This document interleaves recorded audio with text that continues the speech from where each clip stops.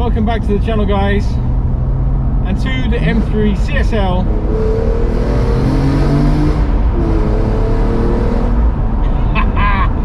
Sounds so mad, this thing. Put the windows up.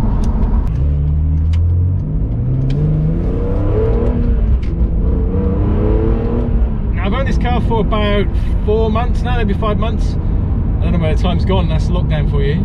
And I thought it's about time I did a little update. And having owned one of these cars before, I thought it's probably a good question to ask. Could you daily one of these cars? Could you daily an M3 CSL? Now, I actually have. I did when I had my previous CSL.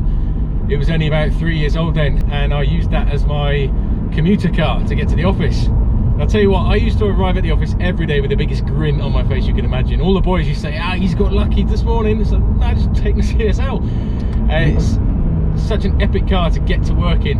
So I thought, let's look at the reasons why you would want a daily one of these. So first of all, the obvious, it's an M3 CSL. Who wouldn't want a daily one of these if you could? They are just insane cars. The sound, the driving experience, it's all completely enveloping, it's all engrossing, all intoxicating. You just cannot get enough of one of these cars.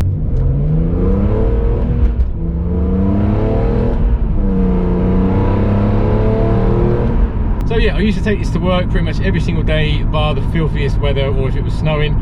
I had a Mercedes ML as well, which I'd take in those particular circumstances, but every other day, this would be the car, my old CSL. I would always take it. And I don't know, for me, maybe it's just, it put me in a different frame of mind. I would always arrive totally motivated, ready to have like a massive day at the office. And it's just so much more than taking a boring little diesel to the office. You'd always arrive in a great mood. So the second reason, this is a fully usable 4-seater car. You've got 2 proper seats back there. You can put the kids in the back, you can put your wife there. They're not little mini seats like you get in a 911. You can actually use them. It's got a boot. You can put stuff in there. You probably wouldn't want to put too much in there because of the whole, you know, it's got the cardboard honeycomb. So you put heavy stuff in there, then you might damage it, but it's not the end of the world. Number 3, you have the German build quality.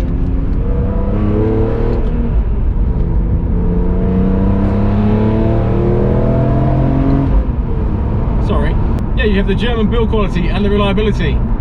This, unlike some other limited production sports cars, is not going to unbolt itself at every corner.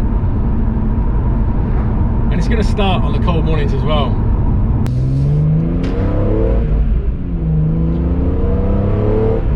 And the CSL is just such a cool car. Those that know what it is, they know. Those that don't, they've got no idea. It just blends in. They don't realise it's an absolute legend of a car. And I love that it's such a Jekyll and Hyde car. It can go completely unnoticed by the masses, but then it's equally as adept as snapping the necks of those that know what's just driven past them.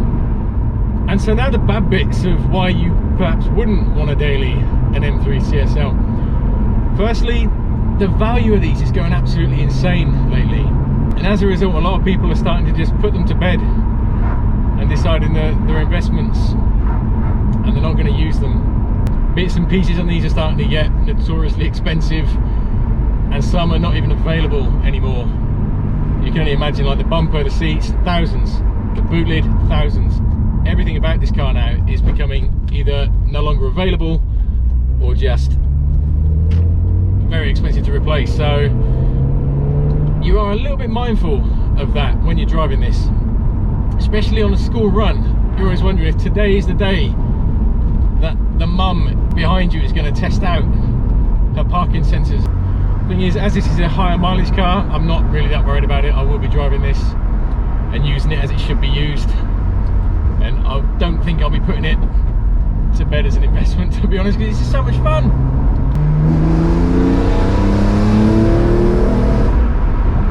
But I do see why a lot of owners are starting to put them into collections and wrapping them up for winter. So ultimately these are one of the best M cars BMW have ever made. With having kids, you're always a bit mindful about them kind of scratching stuff or spilling stuff in the car. I know you shouldn't be, but I didn't think I would be that worried about it. But having seen the price of even like replacement seat covers, these here, BMW, I don't even know if they make them anymore, but only recently one of these sold for over £1,000. That's not the seat, that's just the cover that goes on it. £1,000! Madness. So yeah, you start spilling Capri Sun on it, you're not going to be best pleased. And likewise, if they're scratching the carbon fibre panels, the interior panels, you can only imagine how much they're going to cost. Staying on the kids topic, putting car seats in, you have to be so careful. It reminds me a little bit of playing Operation, you know, that game from the 90s. You have to try and slot the car seats in between the seat and the door with absolute razor sharp precision so it doesn't touch anything, because it's mindful you don't want to scratch anything in these cars. Whilst we're on the topic of seats, they're completely non-adjustable. You can move them back and forth, but that is all you get in these cars. So if you're going to travel long distances, you will feel it after a while, or maybe I'm just getting old. But no, saying that, I took this to St Ives, not this car, but my last car to St Ives from Surrey, and I had to stop. Even back then I was 25, I had to stop like 3 times just to stretch her back. They are beautiful, but not on massive long journeys. And yes, whilst we're at it, we may as well address the elephant in the room, the SMG box. There is nothing wrong with the SMG in a CSL. It is so good. It's a sledgehammer of a gearbox. You just need to learn how to use it. These cars are not designed to be driven at 5/10. The gearboxes are not designed to be used at 5/10. And because of that, yes, it doesn't make a good daily driver. You can't really just drive it around town. It's got an automatic on it and you can set it in the granny settings, but you do that, apparently it causes as much damage to the gearbox as what it does having it in the maximum attack settings in the manual side, because it just slurs through the gears and it just ruins them. So yeah, you don't really want to be using automatic in your SMG for any long period of time. The thing is with the SMG, when you get used to it, when you learn how it works and how to drive it properly, it's better than DSG, it's better than DCT. You just need to get used to it. And I said it in another video, these journalists and the YouTubers that get the BMW 161 press car, they get it for an afternoon, they don't understand what the SMG is all about. They're just getting it, they feel, oh, it's clunky, it's not, you know, it's aged, it's not a good gearbox.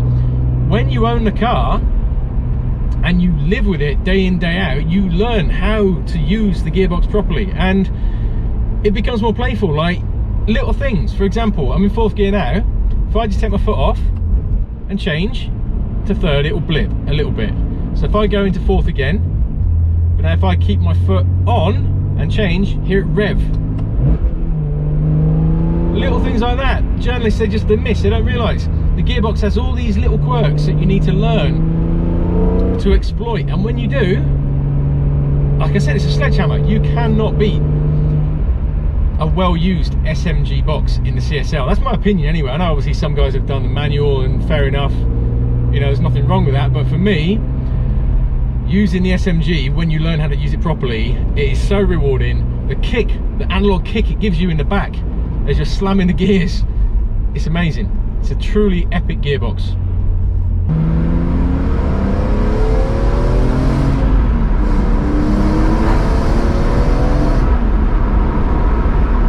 So can you still daily an M3 CSL?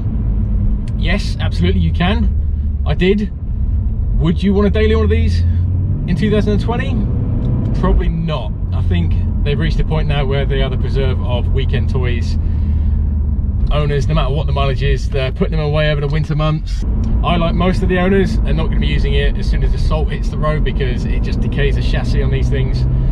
So yeah, realistically you can't be using these as dailies anymore unless you really don't give a shit about the car.